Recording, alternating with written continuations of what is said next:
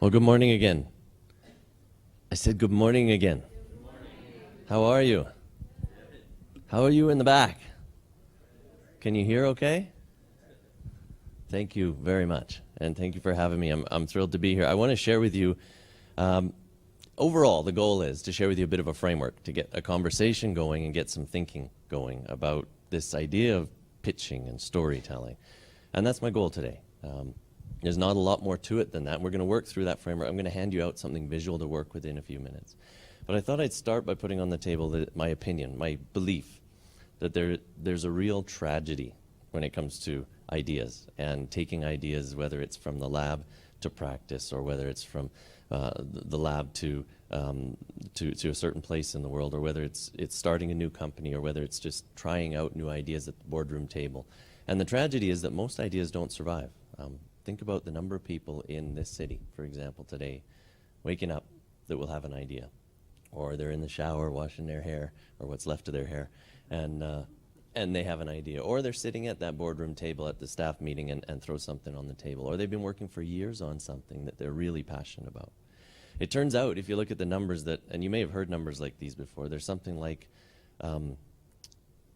for every 3,000 hunches or ideas, raw ideas that pop into people's heads, there's only one of those that's deemed a success, according to the research. They go through phases. So of 3,000, 300 get written down in some form, an email to somebody, or a disclosure to a lawyer, or even just your own notebook, that kind of thing. And then 150 odd become small R&D projects. And then there's research to show this development of ideas. But from 3,000 of them, only one is what they deem to be a success. And it gets worse than that, actually. And if you do the numbers on that, it's already pretty bad, because 1 in 3,000, something like a 99.997% chance that an idea you had isn't going to be a success in the way they defined it. It gets worse than that, though, because if you look at, and I'll just take the business context for a minute, 5 years later, of those ideas that were a success and went out the door, only roughly, you often hear 9 out of 10 businesses fail, that kind of success rate. It's actually not as bad as that. It's something like a third of businesses that fail. And roughly about 50% that are still around 5 years later. But we all know, and you wouldn't be sitting here if you didn't believe, I wouldn't think, at least about something, that we don't just want the ideas that are around 5 years later. Those ones that are hanging on and are there. We all want those really big value ideas. The ones that when someone tells it to you, they've got a sparkle in their eye because so many other people's eyes sparkled when they told it to them, and they know it's one of those big ones.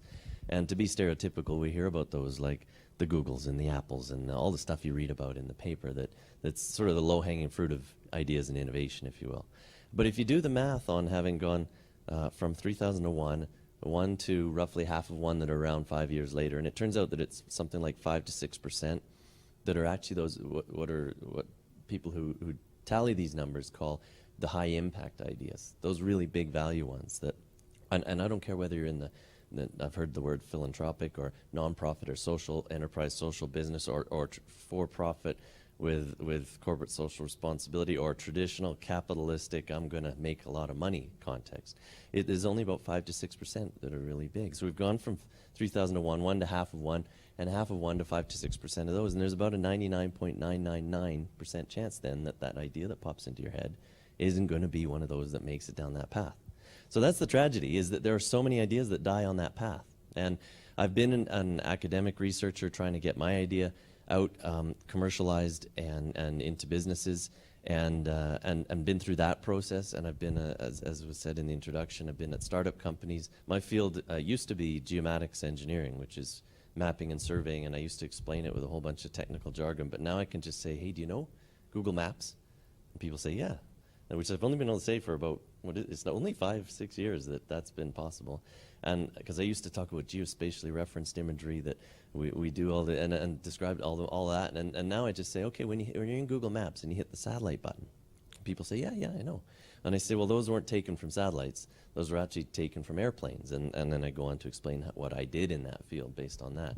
But in that field, it was involved in tech startup, and then more recently, I think it was Ray mentioned in the introduction, I'm a co-founder of a social business, where I'm actually going to share an example with you today about this idea of taking an idea that seems so simple to me, And yet I had such a problem communicating it. And actually that was where this framework was first tested and applied. And so I'll share some of that with you, as well as other examples that I'm going to draw from.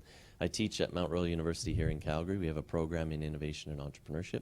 I'm going to steal some examples and show you those as well, of people either in the classroom or that we work with, and others that I've worked with sort of on a consulting kind of basis. So that's what I wanted to say by means of introduction. I'm going to use the flip charts a little bit, and then my slides. I've got a couple of slides which are really just embedded videos that I wanted to show you, things that sort of illustrate it and bring it to life. And interrupt me anytime you want. Ask me questions. So far, I've been doing all the yapping, but I welcome you to do that. And we're going to change modes a few times here too, where you'll be in doing some stuff while we're going. So, any questions?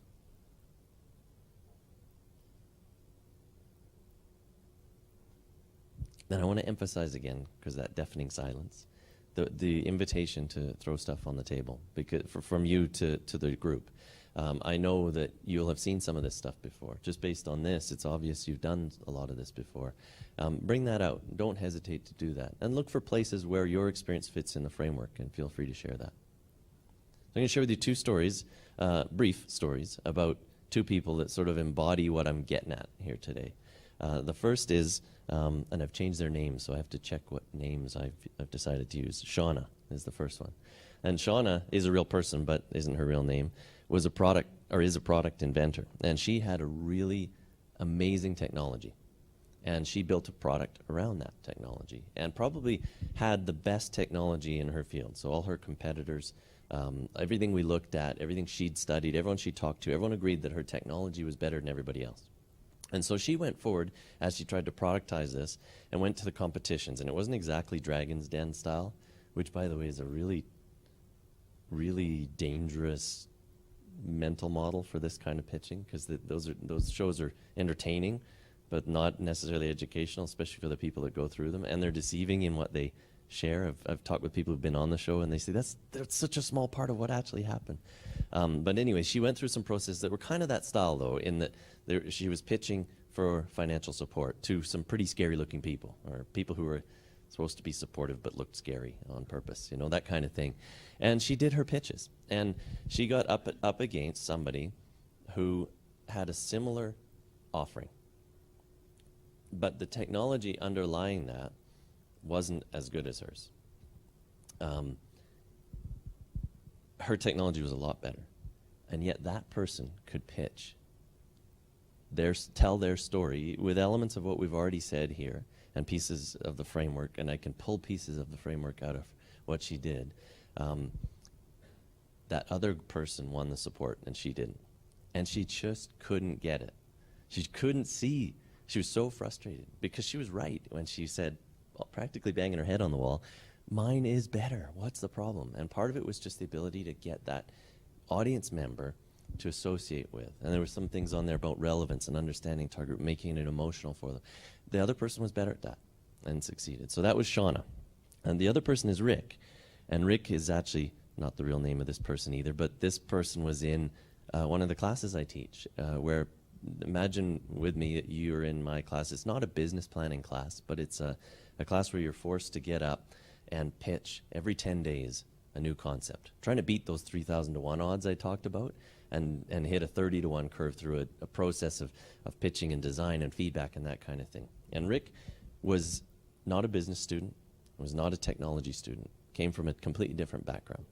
And about 4 weeks into that process, and it's about a 10-week process, and this was right before the drop deadline for this course, came up to me and said, Alex, it's been really nice to meet you, but I'm out of here. I just can't, this isn't for me. I can't afford the bad mark. I got to go.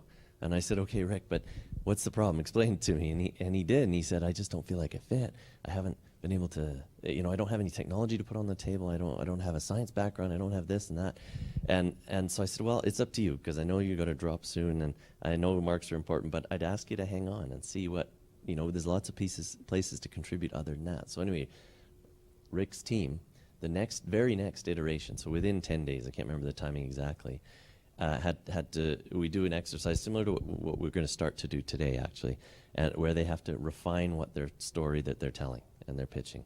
And the person who normally pitched on Rick's team didn't show that day. And so Rick had to pitch. And just because he got the short straw. But Rick got up there and was winging it, applying a little bit of what you've talked about, what we'll talk about here today, winging it, and pulled out this pretty amazing pitch. And it was only 40 seconds. He was only allowed 40 seconds that day. And every team had to do it, and everyone in this competition that we were having was gearing up for the next set of judges. And Rick was amazing, and his team said, "Oh my goodness, I've never seen you do that. Why didn't you do that before?" So anyway, then the next time we pitched to a real panel, Rick was forced to do it. And Rick was amazing. And just fast forward to the end of this course where they're up on a big stage in front of 400 people. Rick was up there. Their team had advanced to the finals. And at the end of the course, Rick kind of came back and said, "I can't believe I almost dropped because I didn't know that being able to tell the story was such an important part of the team." And so it's often, my point is how often we misconceive that skill set as being important. So I wanted to share those two stories with you to open things up and just for context as to what I'm trying to get at. So, yeah. What kind of pitches do we do? We've just talked about storytelling and pitch, and you framed it for us in this context, but generally speaking, or another way to put this would be, where do we pitch? Where do we tell our stories? Everywhere. Okay, I'm going to capture that. Yeah.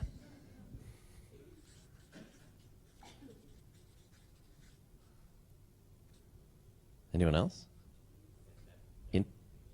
I heard two. So interviews, and I heard networking. So networking sessions like this one. Okay. Fundraising. Sure. Okay. What do you mean by fundraising? Can you give me some more specific examples?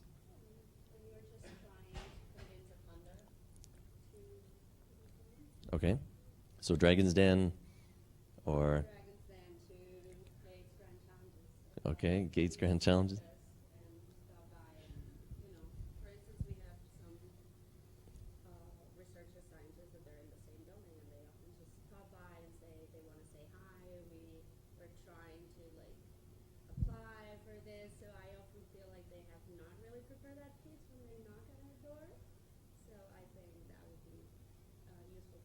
So you're on the side of giving funds, sounds like. Okay. Thank you for that. Yes? Sorry? Policy makers? Can you give me an example of the kind of pitch you would mean?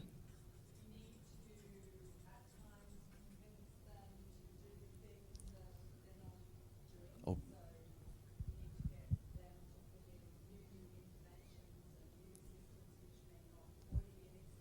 Okay.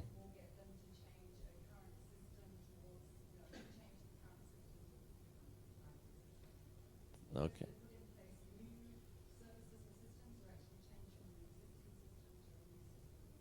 Okay. Can everyone hear, by the way? Yeah, I was going to thank you both for talking loud like that, and anyone else who jumps in, that's great. Yeah, yeah. And you mean pitching to your children? Yeah, you bet. I'll write that one down. I was doing that last night. Customers and partners. I'll come to you in a second. Go ahead. Customers and partners. Customers and partners. Okay, yeah.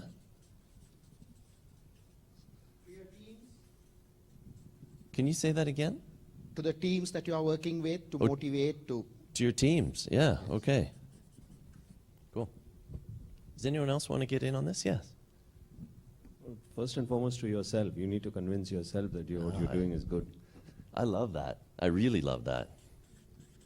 Because one of the points I want to make today, and I'm going to just throw it out there now, is how important the act of telling the story, it doesn't matter who it is who it's told to, how important that is to refining the idea and refining what you're pitching. Just that act is incredibly important. So yeah, and there's also, I think you got at, the confidence piece of pitching to yourself. Yeah, thank you for that. Yes? Can you speak a little louder or here? Whoa, there you go. I think even walking down the street, you're telling a story. Okay. So you're buying into this then? That's okay. That's great. If you have another one as we go, throw it out there. I want to ask you next, why do we do this? I mean, self-evident, I get it, but maybe we can peel the onion a bit here and get to some other layers. Why are we pitching in all these contexts? To test, okay. I'm going to just capture that. To test a concept or whatever you're pitching, yes? To influence people. To influence people, okay. Yeah. Oh, that was pretty much it, but because you have an idea that you believe in. Okay, so you're saying because you have an idea that you believe in? And you're saying, and what, I'm just going to pause that for a second and ask you, what did you say? To engage. Okay, so I thought you were building on it by chance, but to engage, and you're just supporting this idea, right? To influence and make change? Yes, thank you. You're just trying to sell something to someone all the time. To sell something? Yeah, Sure. you're always selling something. It might be an idea, a product, yourself, anything. Okay, I'll buy that. To motivate yourself or motivate whoever you are trying to pitch. To get an opportunity, and I heard to motivate yourself. Motivate. Or to motivate others. Okay. Because you believe in something. Because you believe in something? something. Okay.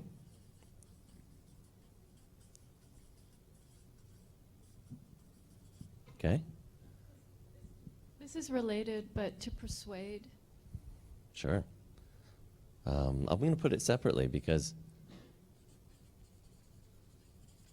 and hopefully I spelt it right. Yeah, when you get up there, I can't think, talk, and spell at the same time. So forgive me. Thank you. Yeah. Okay, so this is sort of I think we said why. Why are we doing this? What kind of outcomes, just to go a level deeper, what kind of outcomes do you want? Let's say I'm pitching Ray. I've got an idea, and I'm pitching him on my idea. Let's say it's to start a business based on a technology or science I've worked on for 5 years, and I'm pitching him. What kind of outcome do I want from him? Support? Like what? Skills, okay. So I want him to connect me with somebody with skills, you mean? Or? So maybe Ray's got some really great skills you want to pull into your idea. Okay, yeah. Thank you. Go ahead.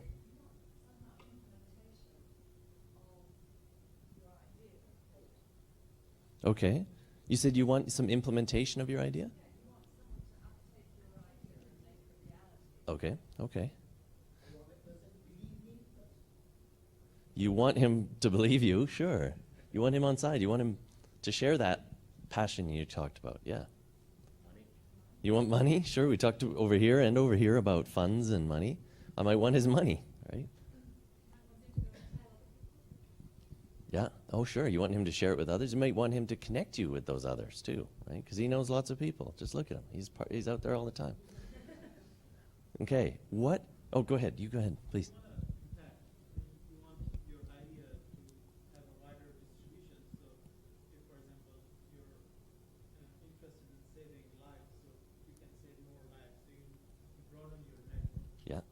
That's great.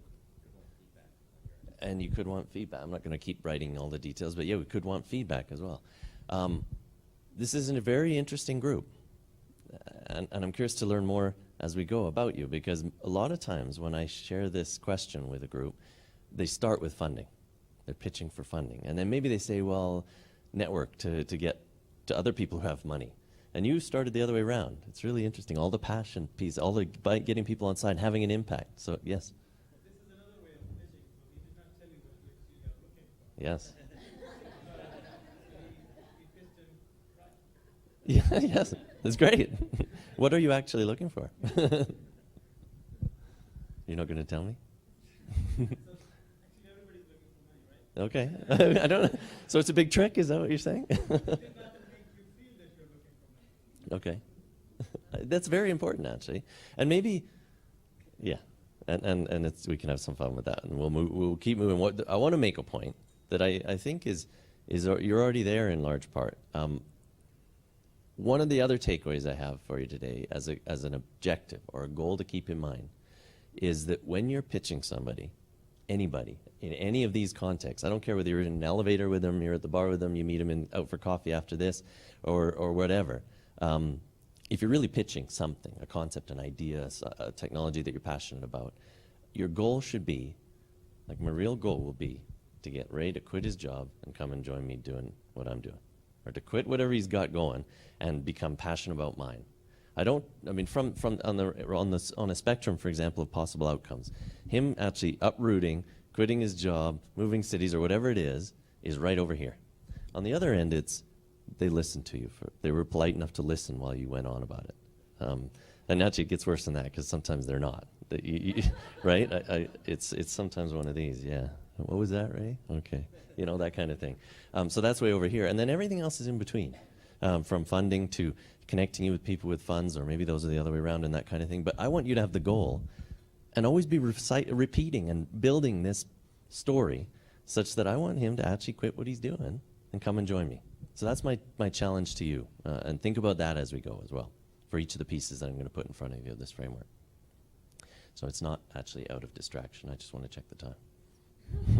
What time do we have an hour? Okay, good. No, we're good. We're good. We've got till 10? Okay, that's good, actually. That's okay. I just want to be respectful of the time. Yeah. Here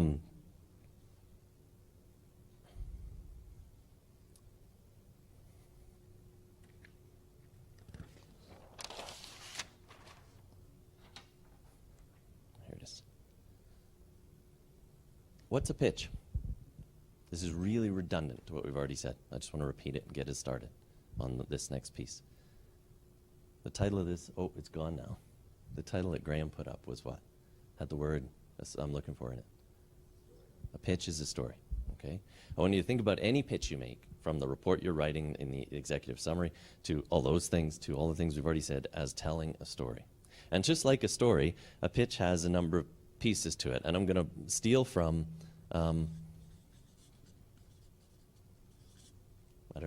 junior high school storytelling, elementary school storytelling. When we first were introduced to stories, it has a beginning, it has a middle,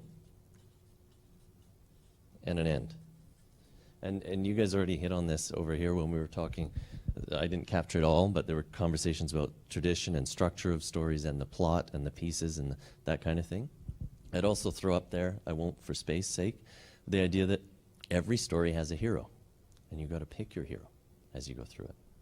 And that's incredibly important, because that's the element that, as we'll get into with some examples, gets this audience connection and relevance, is if the audience understands who that hero is, at least, and at best, if they can really relate emotionally, and I don't mean like crying at the table, but in an emotional, like a real I get that level, to that hero's plight. And then at best, they are the hero. That's the easiest case. It's rare that it actually works, but that's the easiest case. So we have this beginning, middle, and end to the story. I wanted to share with you a piece. No, I'll start with a question. How long do you have to make a pitch? I heard 30 seconds. That was what Graham said earlier, right? 30 seconds? Any other answer?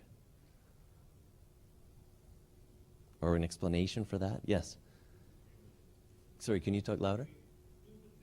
2 to 3 minutes, sure. Like we've said here today, it's a 2 to 3 pitching your passion in 2 to 3 minutes. Normally, Dragon's Den, you see them for 2 or 3 minutes, or these kind of contexts, yes. Or maybe it's half a page, or yes. Okay, as long as you can hold their attention. That's interesting. Is that where the 30 seconds comes from? Seriously? What's that? It varies depending on the person, that's right. Well, you often hear just that you have 30 seconds to hold their attention. I want to modify that, and it's not my modification. It's research that's out there that you can look up, even through Google, on the idea that you actually only have 7 seconds. You have 7 seconds to make a pitch. And the reason is that, I'll pick on Ray because I know I'm best at everybody here. I'm sorry, Ray. But if I'm talking to Ray and I'm starting my pitch about what I'm passionate about, trying to get him to quit his job and join me, he's going to give me 7 seconds. And subconsciously in that time, he's going to make his decision about whether I get any more time really with Ray.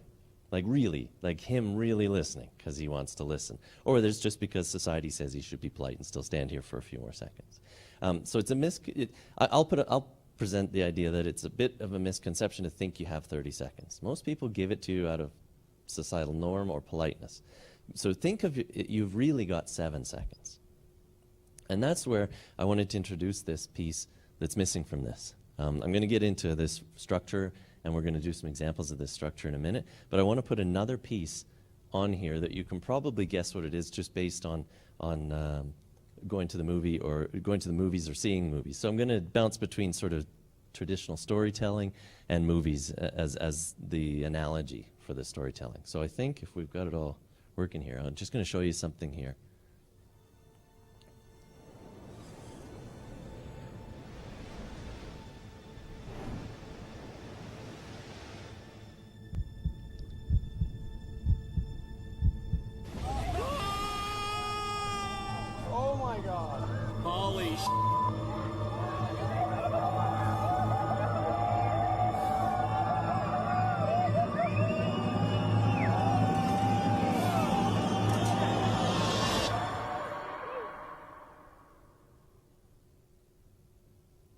What was that? A preview or a teaser, right? For a movie. That was actually 31 seconds long. And it's a different thing with movies than it is from personal interaction. But the idea, if you go look just on YouTube at teasers, put that word in, you'll find they're between 30 seconds and 2 minutes and 30 seconds. And the whole thing is that they're going to get you into the movie theater at some point. But before they do that, which is where they'll do their beginning, middle, and end of their movie, but before they do that, there's the teaser. And I want you to have a teaser. And I'm going to, actually, maybe I could ask for your help in just circulating that for me. Yeah. I'm going to point you to this framework that I'm going to show you and use the teaser as our way of getting into this framework. So think of the first challenge you have in the first 7 to 10 seconds of giving that person the teaser. I'll just wait till that's circulated. And the goal is to earn some more time.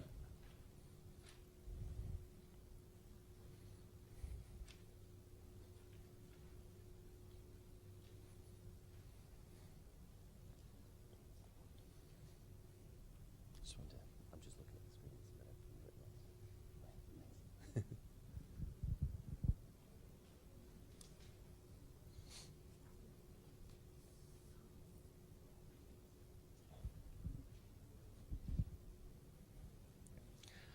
Okay, so I'll let you absorb that as we go. Please do. I've made the cardinal mistake of handing something out, which means you'll look at it instead of listening to me. But I want it to be a reference between now and the rest of this, between now and the end of this talk, so that you can be looking at it and taking notes and that. And it's just meant to be a guide. I want to say to you that this isn't a recipe book. This is not a how-to or even a template. I like to think of this as the anatomy of the audience member and of the pitch. In other words, every person has arms, legs, head, and all that, but you can assemble that in any way you want. In other words, this doesn't have to be followed in exactly this order. It's meant to be something you can steal bits and pieces from, with a general framework that tends to, if you look at the best pitches, those that are recognized for having been successful in the ways we said in terms of outcomes, this sort of fits that mold. So let's go back to this idea of a teaser. And I'll point you to the top left corner of this chart at the idea that you have 4 goals in giving a pitch. 1 is to get into the audience's personal bubble. 2 is to get to their heart, which is where that, again, not crying kind of emotion, but that emotional understanding, connection comes. The 3rd is to answer to their mind, which is the intellectual portion of an audience member. And the 4th is to tap their imagination. And I'm going to talk to you about all these as we go here. The first one is the personal bubble. Like that little picture there, everybody has a personal bubble around them. And even in a setting like this, especially on several days into a conference like this where you're there to interact with people, you've got a personal bubble. And it's natural, again, poor Ray, I'm going to pick on you again. If I'm pitching to Ray, he's going to give me those 7 seconds. But after that, it's societal norms and politeness that give me the next 30 seconds, for example. So I want to spend those 7 seconds getting into his personal bubble with some kind of teaser. And that allows me to introduce this piece on the top right side of the chart that you have in front of you called the form of the pitch. And I'll just draw it really loosely here because I know you can see it over there.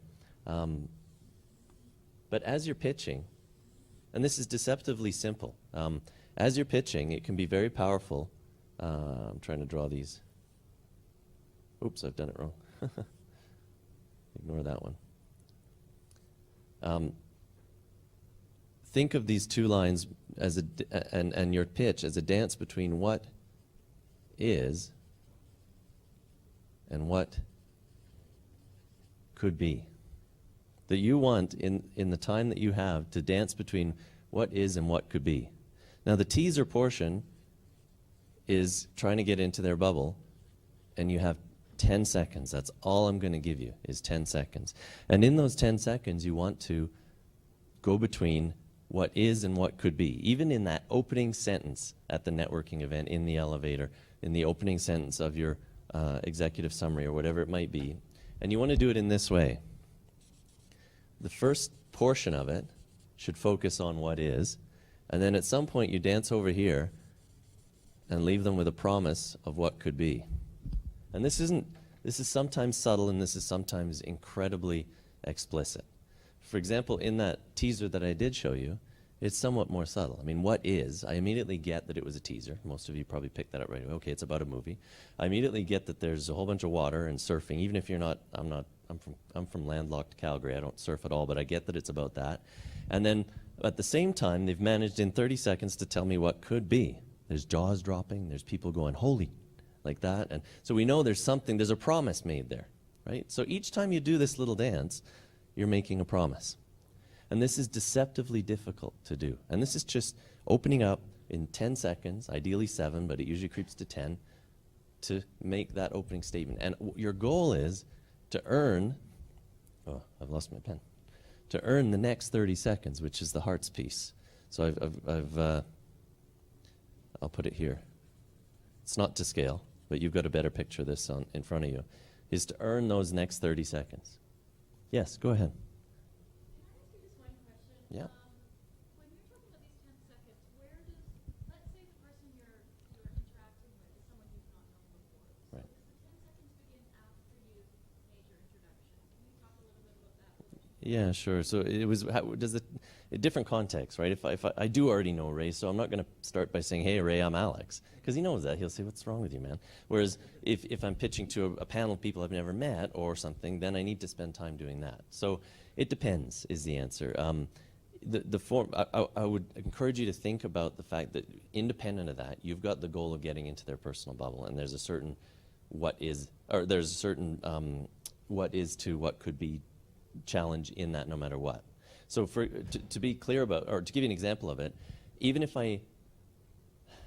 whether I know them or not, I minimize the, hi, I'm Alex, I'm from Mount Royal University, and I have this business. I don't do that in the personal bubble. I might say, I don't even use my last name because you've only got 10 seconds. I might say, for example, just on the what is part, hi, my name's Alex. I'm an entrepreneur and a professor of innovation. And that's the what is. Probably took me 4 or 5 seconds, which is half of my 10 seconds. It's not about who I am or where I'm from yet. You might get into that in the hearts piece in a minute, but there's almost not room for a real introduction. But it might be if I don't know the person. Hi, I'm Alex. I'm an entrepreneur and I teach, I help people learn to pitch. You may have noticed that, and it was longer than 10 seconds, but the structure I gave you at the beginning, when I first stood up after Graham introduced me, was a bit of some of this, between what is and what could be. I said things about who I was and what I've done, and later emphasized that with geomatics and those stories about that. I also said there's a tragedy, which is that stories are dying. And I kind of teased you with this promise that your stories won't do that, very deliberately. And I'll be frank that whether I am in a meeting with somebody or whether and somebody said pitching to your kids, pitching to your wife or husband too, it's a very useful structure for all those contexts. And so whether I'm giving lectures or pitching for real for my businesses or whatever it is, this is very applicable. Does that help? It's kind of a long answer that I use to reinforce some other things. But yeah, it would be, but it would be very brief. They would have context already, like where you're from and who you are, or maybe your name tag or whatever it is. But if it's truly doing this storytelling, then most of that's not in there. Yes.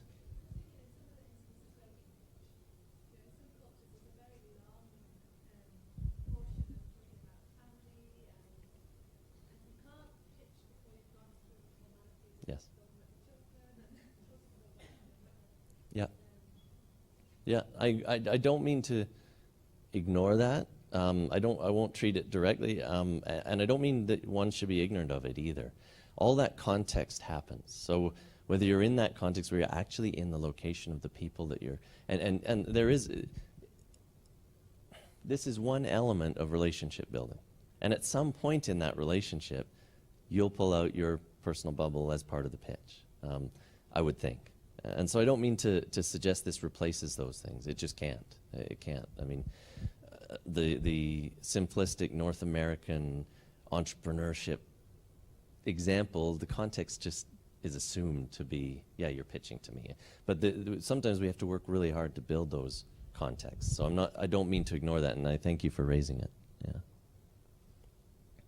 Yes.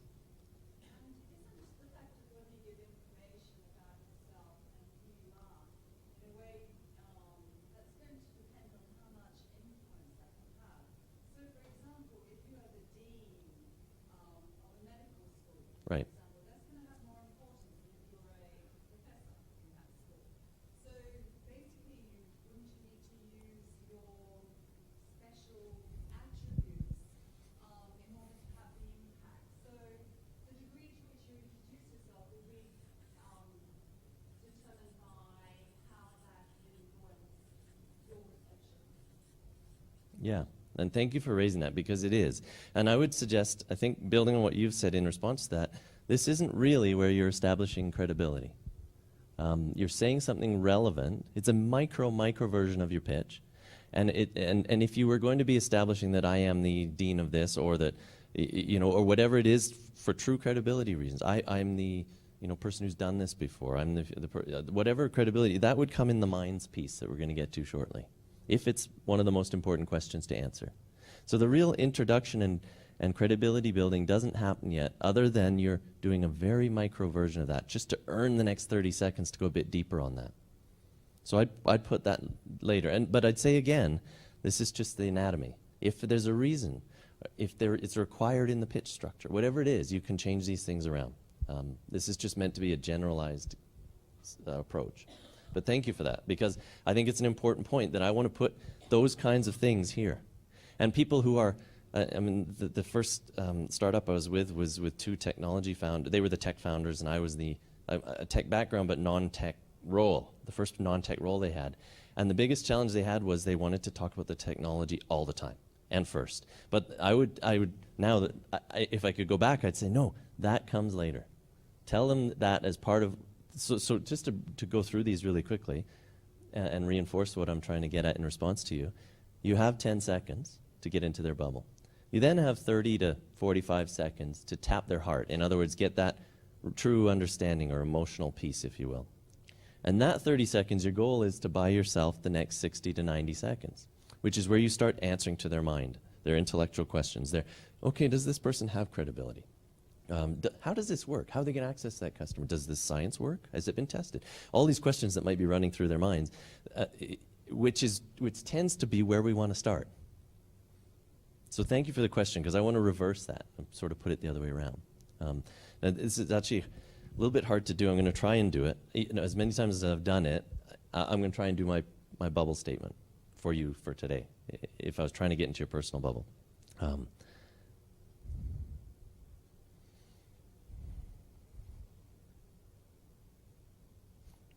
It's hard. It's really hard, especially when you're trying to do it right. Hi, my name is Alex.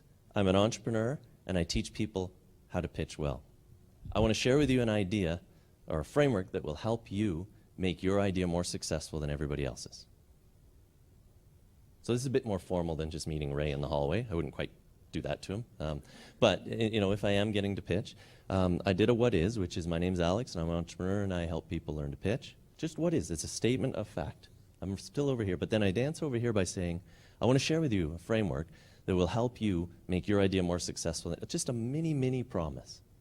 And that's it. So I'm hoping that after I do that, you give me the next 30 seconds.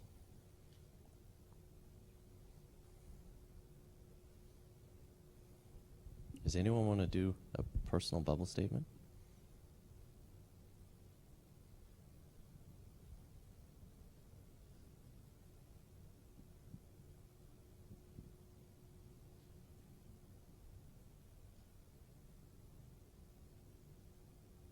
Raise your hand if you really don't want to. See, everyone's in the middle. I know some people want to. Come on. Anybody want to? Yes? Go ahead, please. Can you, let's use the mic since Graham's making all this effort. Thanks, Graham. I'm a psychiatrist working in a developing country. My name is Ganeshan. I mean, what we are trying to do is to really produce a model of looking after women who undergo severe domestic violence, and it works. What do you think? First, thank you for doing that. Thank you. What do you think? Made you want to hear more? Okay. A little bit longer than 10 seconds, but we'll forgive you because it's really hard to do that without prep, and you did it for us. Go ahead, yes? You have feedback? Oh, let's just give him some, I do in a minute, actually. Thank you. Any other thoughts to give? It was Ganesh? Okay. Yes. I really liked it, Ganesh, because you used simple language and you said that it worked. Yeah, absolutely. I thought it was really strong overall. I think the one, and again, on the spot is probably difficult to do, but I would have loved to hear to understand what my role in that would be. Okay. Okay. Does he want, a contribution? Does he want validation of all? Okay. So that's good. That's really good feedback because that means you're successful because he wants to know something else. So I'd say, too bad, Ray. I did a perfect job because he and I'm just playing. But the idea is you only had 10 seconds. That was the first thing you said, and you managed to convince him, or you managed to put a question in his mind that will make him listen for the next 30 seconds. So I'd say really well done to that. And there's wordsmithing we could do and blah, blah, blah, nitpick, but that's one of the best personal bubble statements I've seen. And to your point, everyday language that, one of the tests is I could walk over to my neighbor's house who I don't even know, someone on the street, and just tell them and expect them to understand. Or, if it's technically related, I always think of my mom because she doesn't care about the technology. She just cares about the what and why. So well done. And do you want to do yours?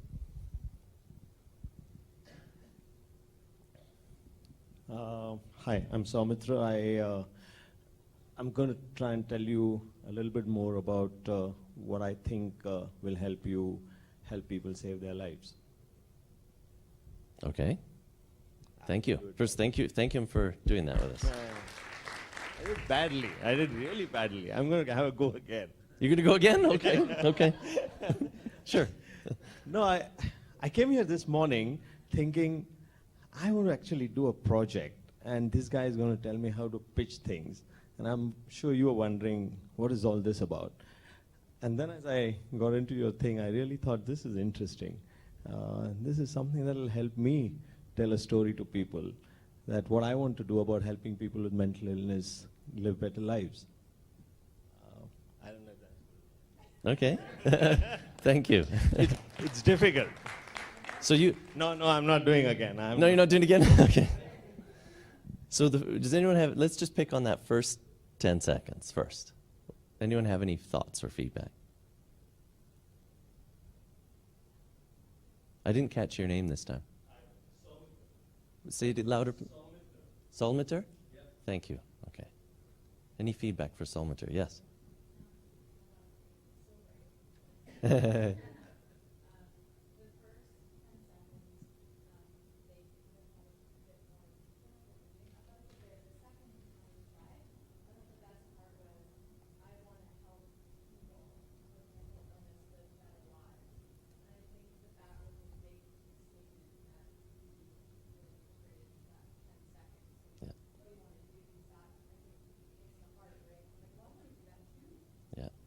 Yeah, I think that's really good feedback. And this is what happens, the more, because you already did 2 iterations for us, which is beautiful, because that's what you end up doing. And tape it, videotape yourself, as hard as that is, or do it to somebody like that who will give you that feedback. Because I think that's true. I heard that come out in the second bit, and I thought, okay, there it is.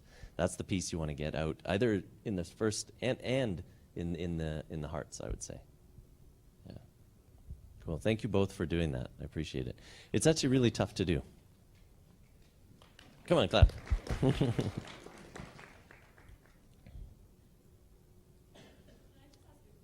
Yeah, please. What part of, like, I'm from Canada, and people pitch all the time to sell things. They go to the door a lot, raise money to different agencies. And pitching to an extremely cynical population that gets, you know, if you're just pitching to somebody on the street, how does that make a difference? You know, because if somebody, if you had come to me and were like, I'm Alex, I'm an entrepreneur, I would shut the door. Sure, yeah. I'm Alex, I'm Well, an entrepreneur, and I'd be like, buddy, I'm done, sorry. and part of that's the context, right? I wouldn't go door to door trying to help people how to learn how to pitch, right? It would be kind of crazy. But I might go to conference organizers. I don't know. You know what I mean? So you have to be in front of the right people or close to the right people to be able to make that pitch. But I think part of what you're getting at is the way in which you engage the person you're pitching. I mean, I can think of people who've come to my door, for example. And this is a nice segue into the hearts piece. So if you want to look down at the sheet at that while we're as a reference. But the idea of the hearts is, and I will come back to try and finish answering your question. It's a real story, a scenario about the heroes, or a passionate story about your journey, if you're the one making it happen, and to provide a genuine and personal intuition for why this must happen. So imagine for me, and I hadn't planned this, so roll with me on it, 2 kids who come to the door, one after the other. And one of them says, hi, I'm selling chocolate. They have, almonds. They have chocolate on them, and they're really good. My dad really loves them. And you should look at the box, because it's really nice. I did a design on the back, and I'd like you to buy one. So that kid is selling me chocolate, selling me a product. Versus the next kid who comes to the door, and I actually had a kid not selling chocolate, but the other day, saying, and this kid was a huge character too, so personality and passion. And he came to the door, and his mom was down the step, and he was right here. So obviously prepped and everything, but he came out and he said, hi, I'm trying to go to, and I forget where it was, like Venezuela on a field trip, and it's going to be incredible. Oh, and by the way, I'm selling some chocolate. So who would you rather buy from, right? I know who the hero is, and I know why I must do it, because he was so... I had to buy it. And my wife was like, you don't normally do that. And I said, I know, but you should have seen this kid. And then while I was doing it, he kept going and telling me stuff. While I said, I'm good, you're good. And he said, no, I got. So he got to the heart of it, which is, I hope, partially an answer to you, as well as segueing into this next bit around the importance of having a hero. And also, I mean, this kid kind of skipped part of it, frankly. But in here, doing this dance again. This isn't to scale, of course. The first one's only 10, and this is 30 seconds, but you can see it on your sheet. By doing something like this again. And your goal is to set up the story, the part where the people listening to you attach to it, and you're just beginning to... In fact, this is where I said to you that group of students that did it, and what was his name I made up? Oh, Rick, the student of mine who really did it, but whose name I told you was Rick. Was in a circle and pitching. I only gave them 40 seconds to do their pitch, because they have 10 seconds here and 30 seconds here. And when they frame their pitches this way, and I would say generalize it to when people frame their pitches this way, you can almost stop after 40 seconds. You don't need the rest of your 3 minutes. People want to know more, but you should be able to get them convinced in those 30 seconds. In the same way that people know within 7 seconds if they're going to keep listening, by the end of 40 seconds, they know whether they know they want to help you. They just have some questions to make sure it's cool, or make sure they know what the impact will be, or things like that. So that's the importance of this piece. And it's actually quite tough to do. I kind of gave you that example. I think I brought with me, oh, yeah, I did. I'll try and do another example.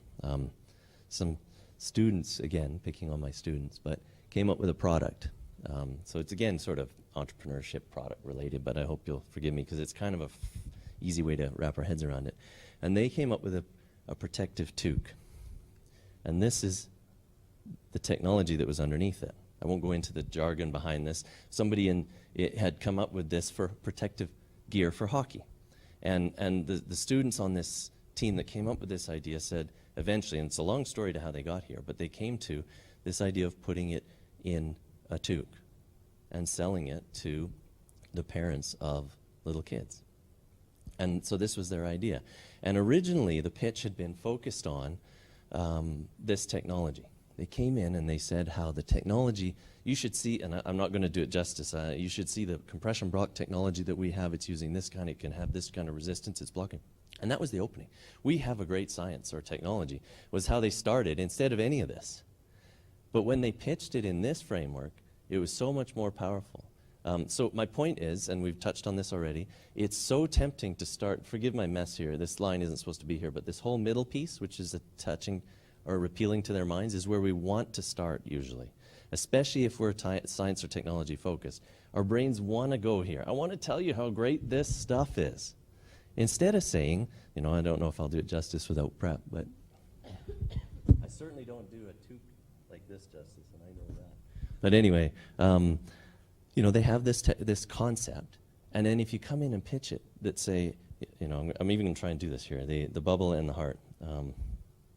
I might stop in the middle to point you to what I'm doing, but the difference between opening with the technology and the jargon and why it's so great and that is instead coming in saying, you know, hi, we're four passionate entrepreneurs, and we've come up with an idea that will protect your children when they're outdoors, something like that. So that is just my bubble statement. This is who we are, very brief, not really even, no credibility there except that I said I'm passionate. And I'm going to protect your students. So a little bit of a promise, or your kids, sorry, a little bit of a promise. And then you've got 30 seconds. Hopefully I've earned your interest. You've got 30 seconds to say, and maybe this is where I introduce the product by putting it on or something like that. Or I say, and this is where you got to be careful. You don't want to do the over-emotional, cheesy, imagine Timmy, who's walking down the street. And because that's what a lot of people tend to do when they see the words hearts and emotion. And you don't want to be like that. You want to say, for example, now I'm going to break from being them to, as an example of the hearts, I was actually their target market. So I'm going to go from, in the hearts, from what is to what could be. And this is true. The other day, this is true, it's about me, I'm telling you this is for me. The other day I saw a young kid, 2 years old, on the playground, who was playing, and it was a snowy day, and they fell down and smacked their head. Now, every parent of a kid that age wants to put a helmet on their kid all the time, but they know it's not socially acceptable. So what I want to do is just not. We can't put helmets on our kids, how much we want to. So instead, I want to introduce to you the protective toque, which would allow you to protect your kid when they're doing this, and so on. So something like that. So all I've done is, I told you my bubble statement, and I've done a little bit of this, where I get the idea of the hero. It's the kid. I didn't name him Timmy or something, but I said I saw this happen, and I can prevent it. And then, if you've done a good job, it's time to answer the questions for their minds, which is this stuff, maybe who's the target market, the fact that there are this many thousands of millions of parents of kids that age, that also, if I target skateboarders, I might tap into that market by designs on them, and I could extend that into the snowboarding market. I don't want to get into the toque market, I mean the helmet market, because that's regulated, but I know snowboarders when they're practicing, or what, you know, these kind of answer the questions that they have. And I know we're short on time, remaining time, so I want to be respectful of that. I just want to walk you through the last two, the rest of this piece, the minds piece, and I haven't written it up here, but the last piece, the ending, imagination. And just speak to those very briefly. And you've got the infographic, and I just want to emphasize again, or give you, a method for the mind that comes in really handy. And that is to do your first 40 seconds for other people, and then stop and say, what questions do you have? And they'll be, where is this applicable? How are you going to get it into that, developing country? Does it really work? Has it been tested? They're going to throw tons of questions. And what you want to do is put those questions on a blank board and capture them all, or in your notebook. And then put check marks, almost like a voting system beside them, for the ones that are most important, the ones that come up the most, the ones you think have to be answered first. And then build the minds piece of your pitch, that 60 to 90 seconds, around answering those questions.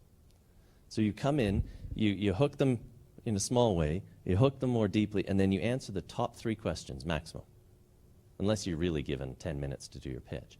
But if you're really only in 2 or 3 minutes, answer the top 3 questions. And if you're in a networking context or in any of those other contexts, have those answers ready. You may, I know Ray's interested in policy, so I'm going to hit him with the policy answers. Or I know you're interested in product development, I'm going to hit you with those.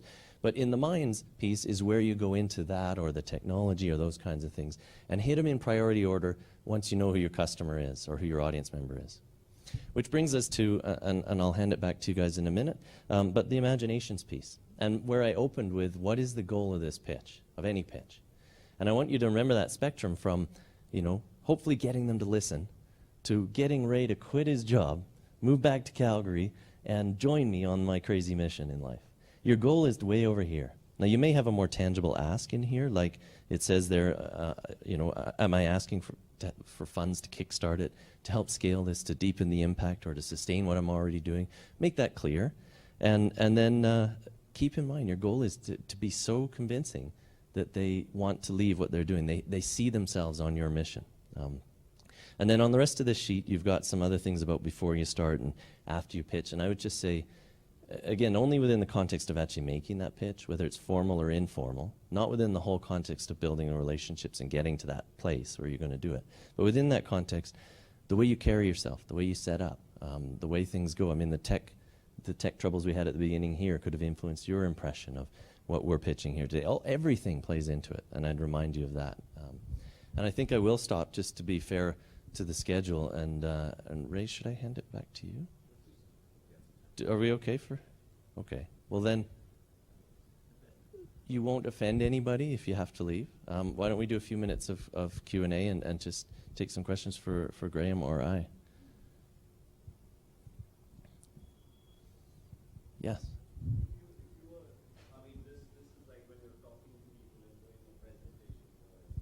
Okay.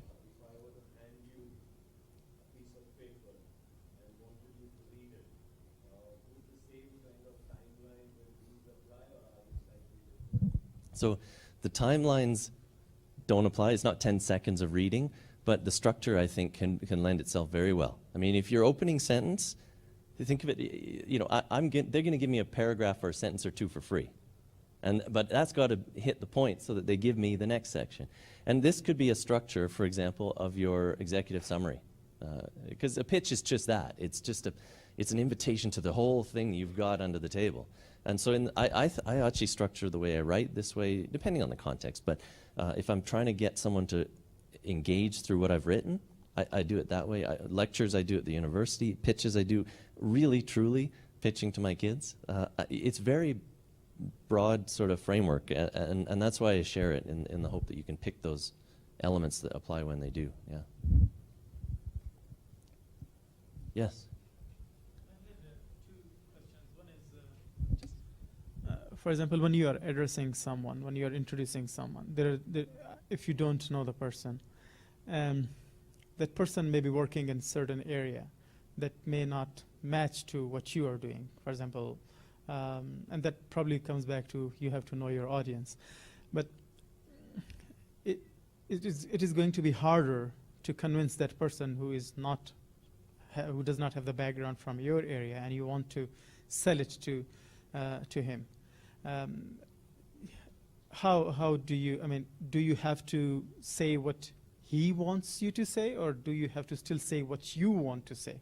That's my first question. Second is, we work in public health, and it's different from marketing. Our aim is always 100% coverage to any intervention. And one of our audience is definitely the people, the population.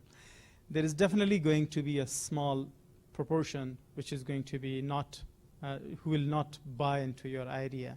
I mean, how much should we, because it's not for funding, but it's more of acceptance of an intervention in a larger population. So do you suggest different approaches for different audience? I mean, how do you do that? Yeah, so to the second question first, yeah, I would say you tailor it to different audiences. I mean, even the elements of the story you tell in the first 40 seconds can be very different depending on who you're telling it to. And I don't mean by that you tell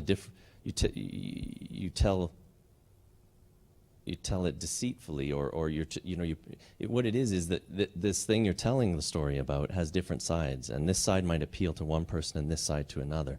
And it's a game or a challenge of recognizing those. You can never convince everybody. I'm convinced of that. And, maybe there are some things you can, but you have to accept that you won't always convince everybody. So yeah, I would say that's the case. It definitely is tailored. It definitely, and I think I got to it as well, but the elements that you bring up in this context, the questions you answer and the order you answer them in depends on who you're talking to. Absolutely. And what your goal is. If you're asking for money down here, of course I want them to quit their job, but I know I'm going to be somewhere further back than that. And if I'm asking for money, the questions I ask will be different, or the ask I make, or the way I present it. So it's all tailored. And to your first question, I'm trying to remember exactly the way you asked it. But I was reminded of that story about the two kids who came to the door, and the idea that it's almost independent of the product in a way, or it's more about what the product affords in terms of that impact. And the idea that if you can, I was bought no matter what that kid was selling. It didn't matter, unless it was offensive, I was going to buy it. And so it didn't matter so much. But the reason is that person got me to understand why it had to happen.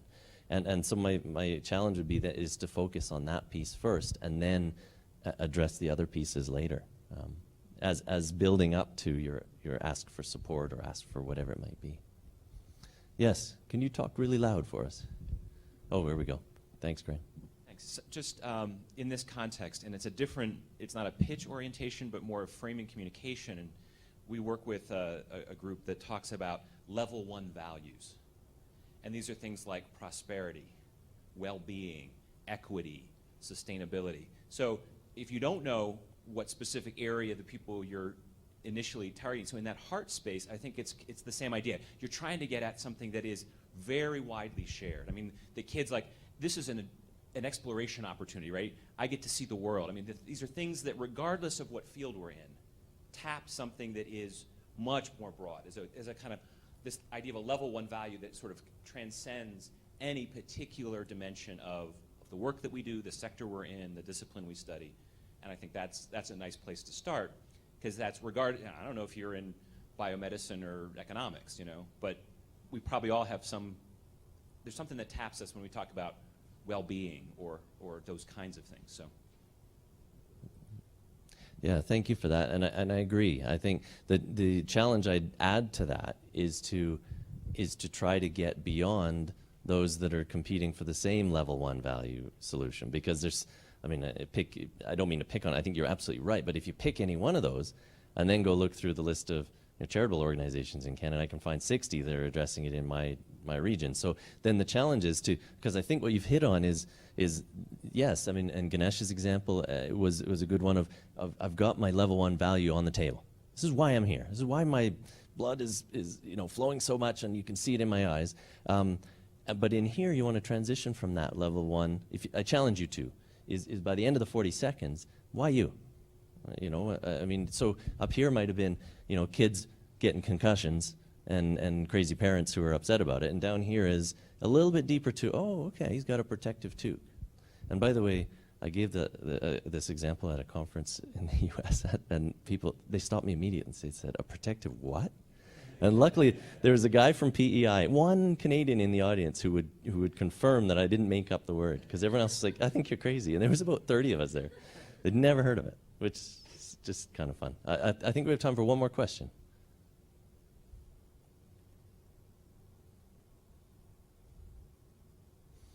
All right. Can I? Okay. Well, for my part, I just want to thank you very much on behalf of Graham and I for your attention. We really do appreciate it. It's been a blast. So. Yeah, everyone give their hands up for Alex and Graham. Thanks a lot.